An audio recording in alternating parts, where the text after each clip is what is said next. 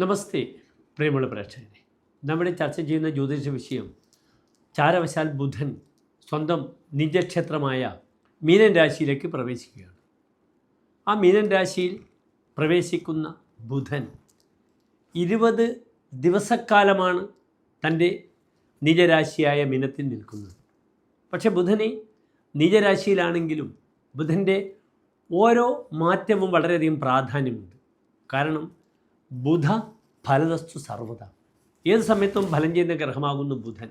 അതിനാൽ ബുധൻ്റെ ഈ അരിഷ്ടതകൾ നിജരാശിയിലേക്കുള്ള സ്ഥിതി എപ്രകാരം ശുഭാശുഭ ഫലത്തെ പ്രദാനം ചെയ്യുന്ന വിഷയമാണ് നാം ഇവിടെ ചർച്ച ചെയ്യുന്നത്. ബുധനെ കൊണ്ടാണ് എല്ലാതരം വിദ്യകളും നാം ചിന്തിക്കുന്നത്. വചനം ജ്ഞാനമിന്ദോസ്തനൂജ, വചനം, വാക്ക്, അറിവ്, ഇതൊക്കെ ബുധൻ്റെ കാരക ധർമ്മങ്ങളാകുന്നു. ബുധനെ കൊണ്ടാണ് വിദ്യയുമായി ബന്ധപ്പെടുന്ന എല്ലാ പ്രവർത്തനങ്ങളും, ടെക്നിക്കലായ സ്റ്റഡീസ്, പ്രിൻറ്റിങ് മുതൽ എല്ലാ മേഖലകളിലും ഒക്കെ ചിന്തിക്കുന്നത്. ഫോറൻസിക്കുമായി ബന്ധപ്പെടുന്ന സ്റ്റഡീസിനൊക്കെ തന്നെ ബുധൻ ജ്യോതിഷത്തിൽ നല്ല സ്ഥാനത്തായിരിക്കണം. ഈവൻ ഒരു ജ്യോതിഷിക്ക് ബുധൻ നല്ല സ്ഥാനത്താണെങ്കിൽ മാത്രമേ നന്നായി ഫലപ്രവചനം നടത്തുവാൻ കഴിയുകയുള്ളൂ. അത്രത്തോളം ബുധൻ ദ ഇൻ്റലക്ച്വൽ പ്ലാനറ്റ് എന്നാണ് വിശേഷിപ്പിക്കപ്പെടുന്നത്. ഈ ബുധൻ അത്രയധികം ദുർബലമായി നീചരാശിയിൽ നിൽക്കുമ്പോൾ എങ്ങനെ ഈ ബുധഗ്രഹത്തെ നമുക്ക് സന്തോഷിപ്പിക്കാം? ഓം ലക്ഷ്മി നരസിംഹ മൂർത്തയേ നമഃ എന്താകുന്നു ആ ശക്തമായ നരസിംഹ മന്ത്രം. ഓം ലക്ഷ്മി നരസിംഹ മൂർത്തയേ നമഃ. ഉഗ്രം വീരം മഹാവിഷ്ണും ജ്വലന്തം സർവതോമുഖം നൃസിംഹം ഭീഷണം ഭദ്രം മൃത്യുമൃത്യുർ നമാമ്യഹം എന്ന നരസിംഹ മന്ത്രം ഇവിടെ നിർബന്ധമായും എൻ്റെ പ്രിയമുള്ള പ്രേക്ഷകർ ഉരുവിടുക. ബുധനെ കൊണ്ട് ജ്യോതിഷത്തിൽ ശ്രീരാമാദ്യ അവതാരം വിഷ്ണുര് ഇതരക്ഷേത്രേഷു ചന്ദ്രാത്മജ എന്നാണ് പറയുന്നത്. വ്യാഴം മഹാവിഷ്ണുവാകുന്നു, ജീവോ നാരായണ. പക്ഷേ ബുധനെ കൊണ്ടാണ് the incarnation of Lord Vishnu, അവതാര ദൈവങ്ങളെ ചിന്തിക്കേണ്ടത്. ശ്രീരാമൻ മുതൽ കൽക്കി വരെയുള്ള 10 അവതാരങ്ങളെയും നാം ചിന്തിക്കേണ്ടത് ബുധനെ കൊണ്ടാണ്. അതിനാൽ പെട്ടെന്ന് ഫലം ലഭിക്കാൻ വേണ്ടി ഞാൻ പ്രത്യേകിച്ച് പറയുക, ഈ ബുധൻ്റെ നീചരാശി സമയത്ത് എൻ്റെ പ്രിയപ്പെട്ട പ്രേക്ഷകർക്ക് നരസിംഹസ്വാമി ക്ഷേത്രത്തിൽ പാനകം, തുളസിമാല, ഭാഗ്യസൂക്ത പുഷ്പാഞ്ജലി അല്ലെങ്കിൽ സുദർശന പുഷ്പാഞ്ജലി വഴിപാടായി സമർപ്പിക്കാവുന്നതാണ്. അവിടെ നരസിംഹസ്വാമിക്ക് മേൽപ്പറഞ്ഞ വഴിപാടുകളൊക്കെ ചെയ്ത് നന്നായി നരസിംഹ മന്ത്രം ജപിക്കണം. ഓം ലക്ഷ്മി നരസിംഹ മൂർത്തയെ നമഃ എന്ന മന്ത്രം. ഏതായാലും ഈ ബുധൻ്റെ നിജരാശിയിലുള്ള മീനൻ രാശിയിലേക്കുള്ള ഈ മാറ്റം 20 ദിവസക്കാലം എപ്രകാരമാണ് ശുഭാശുഭ ഫലങ്ങളെ പ്രദാനം ചെയ്യുന്നത് ഓരോ രാശികൾക്കും എന്നാണ് നാം പരിശോധിക്കുന്നത്. ബുധൻ 2026 ഏപ്രിൽ മാസം 10-ാം തീയതി മുതൽ ഏപ്രിൽ മാസം 30-ാം തീയതി വരെയുള്ള 20 ദിവസക്കാലമാണ് നീചരാശിയിലേക്ക് പ്രവേശിക്കുന്നത്. മീനമാസം 27-ാം തീയതി മുതൽ മേടമാസം 17-ാം തീയതി വരെയുള്ള 20 ദിനങ്ങൾ.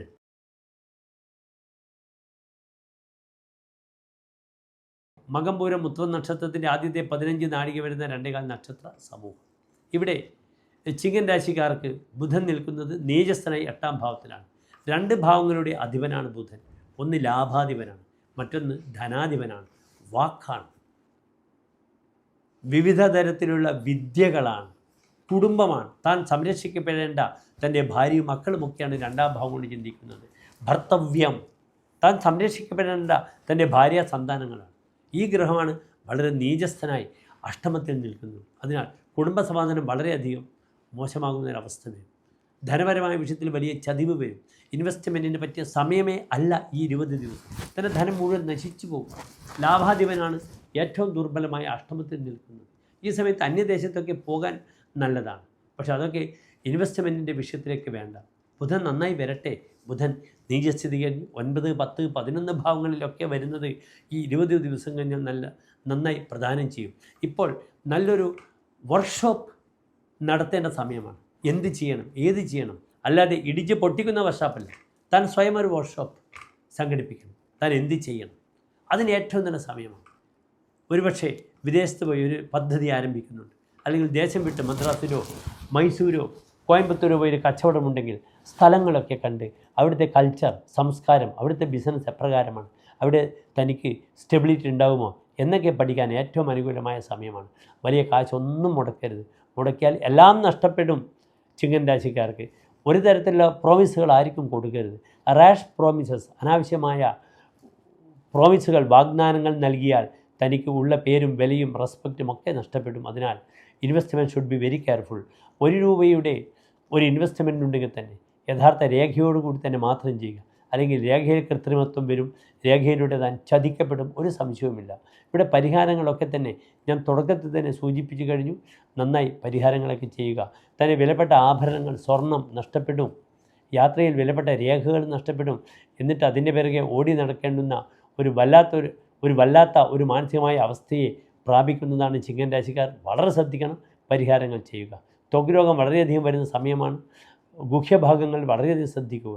പലപ്പോഴും ചിലന്തി അല്ലെങ്കിൽ മറ്റ് ജീവികൾ, ഇഴജന്തുക്കൾ, ഇവരുടെ ഉപദ്രവം വരും. അത് ത്വഗ് രോഗത്തിലേക്ക് വരും. പലപ്പോഴും നന്നായി ഷേവ് ചെയ്യുന്നവർ ശ്രദ്ധിക്കുക. ഷേവ് ചെയ്യുമ്പോൾ അതിലൂടെ ഇൻഫെക്ഷൻസ് ഉണ്ടാകാം. എന്നിട്ട് ശരീരത്തിലൂടെ മുഖമൊക്കെ കറുത്തു വരുന്നൊരവസ്ഥ വരാം. വളരെ ശ്രദ്ധിക്കുക. നമസ്തേ.